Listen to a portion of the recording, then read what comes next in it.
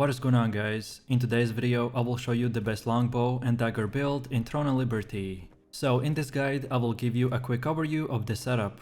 Then I will explain what skills and upgrades should you focus on. Then as well we'll see what is the best gear and how to get it for the mid game and the full end game. And then finally we will go over the weapon masteries, stats, your skill rotations, and even what guardian should you use, so we would be able to get the highest damage possible and much more. So let's move over to the build, and for the choice of weapons we are going to be going with the longbow and the dagger. In this setup the longbow provides high single target DPS at range, while the dagger provides amazing passives. This build's pros are that you get really good self-sustain and high single target DPS, but you are quite reliant on cooldown speed, so you will want to make your build around reducing as much waiting time as possible. But if you can follow instructions and build it right, then you will become unstoppable. So let's take a look at our setup, and first of all we have our skills. So for defensive skill we use the Black Blade, while for active skills we get the Zephyr's Knock, Ensnaring Arrow, Decisive Sniping, Strafing, Nature's Blessing, Deadly Marker, Inject Venom, Shadow Strike, Ankle Strike, Brutal Incision, Blitz, and Camouflage Cloak. As you can see from the gameplay, I don't have all of these same skill icons on my bar. It is because the skill icons will change depending on our specialization setup.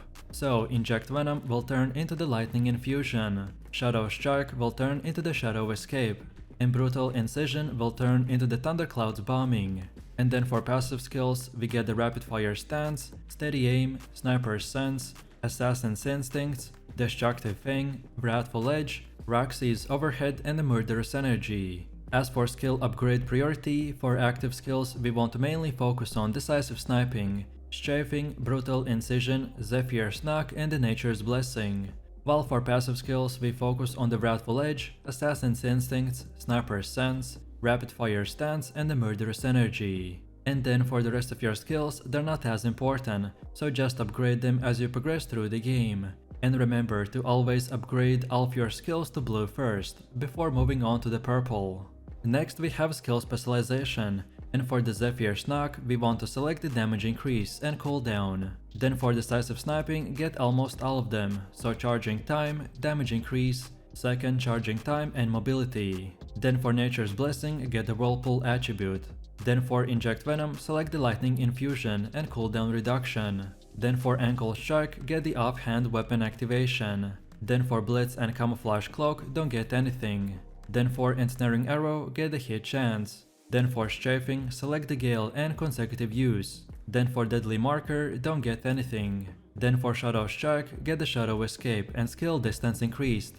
And finally for the Brutal Incision get the Thundercloud's Bombing. Next we have the Weapon Mastery, and this is how it should look like for the longbow. So take a look at the middle and get everything from the Harmonious Mind until the Gale Overhead, and then now go to the bottom and select the entire row. And then again, this is how it should look like for the dagger. So pretty much the same thing, just this time right from the start get the entire middle first. And then afterwards go to the bottom row and select everything from the melee critical hit until the deep grudge.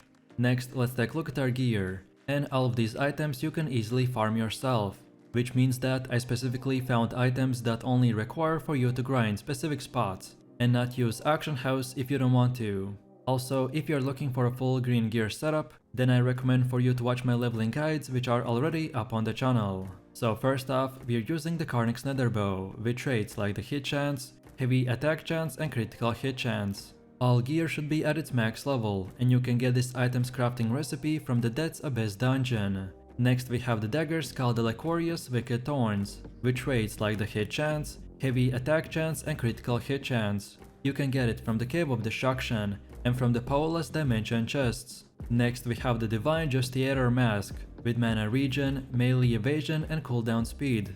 You can get it from the Butcher's Canyon dungeon. Next we have the Supreme Devotion, with mana regen, skill damage resistance, and debuff duration. You can get it from the Cave of Destruction. Next we have the Shadow Harvester Tunic, with mana regen, ranged evasion, and buff duration. As we are using 2 pieces of the Dead set, so we will get plus 14% additional critical damage boost. And you can get this item's crafting recipe by opening purple armor chests, or by defeating the NPCs such as the Avolus Chakra and the Avolus Ambromancer. Next we have the Shadow Harvester grips with mana regen, magic evasion and ranged evasion. You can get it from the Temple of the Slaughter. Next we have the Alacritious Invoker pants with max mana, magic evasion and melee evasion. You can get it by defeating the Avolus Pyromancer or the Nirma, but to be honest, any other blue item piece will work fine as well. Next we have the Sabatons of the Field General with melee evasion, ranged evasion and movement speed.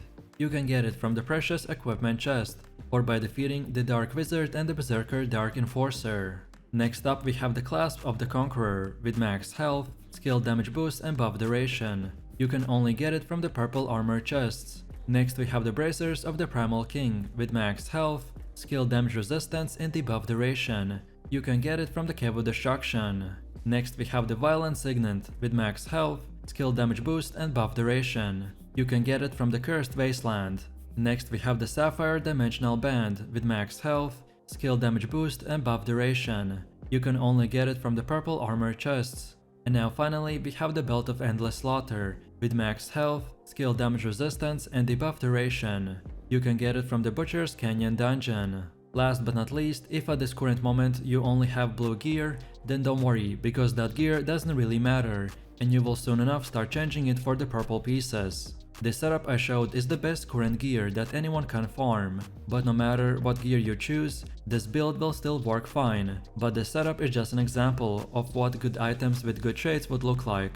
Next up, let's look at our gear upgrades. This game doesn't have a very typical gear progression, so by this I mean that you have to upgrade pretty much anything you get, so we will go from grey to green to blue and then finally to purple. No matter at which stage of progression you're watching this video, just keep upgrading your equipment to their max level, and then when you get better gear, just transfer the experience from the old one to the new one. When you reach level 50, just farm accessible gear by doing open world dungeons. Also, you want to extract traits from the gear for Lucent.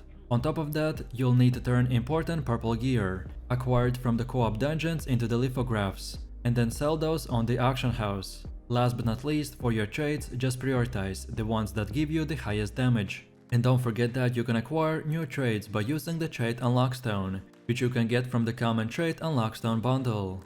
Next up we have the stats, and depending on your gear, you should adjust them accordingly. So the goal for the endgame build is to reach 50 strength and 40 perception, and then put the rest of your leftover points into dexterity. For PVE, you care mainly about maximum damage output, so that's why after we complete the main stats, we want to put as many points into dexterity as possible. Ideally, after we are finished with the tier 1 content, we'll get to 50 dexterity as well. And for our build, we have two best choices. The first one is the Lady Knight Camartia. This guardian lowers your cooldowns while also giving you a damage shield, equal to 50% of your maximum mana. This is a strong defensive guardian whenever you're struggling to survive. Or then the other option is the Shade Remnant Steno. This guardian launches projectiles every second that can crit and heavy attack. Since our build is great at range, so this guy works perfectly for our playstyle. And now finally we have come to the gameplay part. And as this build is very versatile, so I will give you two rotations.